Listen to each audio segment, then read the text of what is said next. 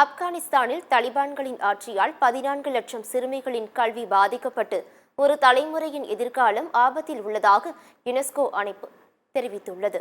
ஆப்கானிஸ்தானில் தலிபான்கள் 2021ஆம் ஆண்டில் ஆட்சியை பிடித்ததிலிருந்து ஆரம்ப கல்விக்கான அணுகலும் குறைந்துள்ளது. குறிப்பாக பெண்கள் கல்வி கற்க அனுமதிக்கப்படுவதில்லை. சிறுமிகள் 6ஆம் வகுப்புக்கு மேல் கல்வியை தொடர தடுக்கும் தலிபான்கள் இஸ்லாமிய சட்டத்தின்படி நடப்பதாக விளக்கம் அளிக்கின்றனர்.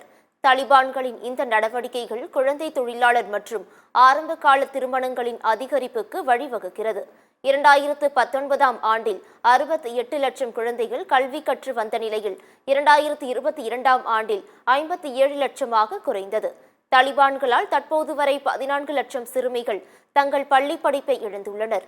ஒரு முழு தலைமுறையின் எதிர்காலம் இப்போது ஆபத்தில் உள்ளது என்று யுனெஸ்கோ அமைப்பு வேதனை தெரிவித்துள்ளது. இதனிடையே 3 ஆண்டுகால ஆட்சியை பக்ராம் விமான தளத்தில் தலிபான்கள் கொண்டாடி மகிழ்ந்தனர்.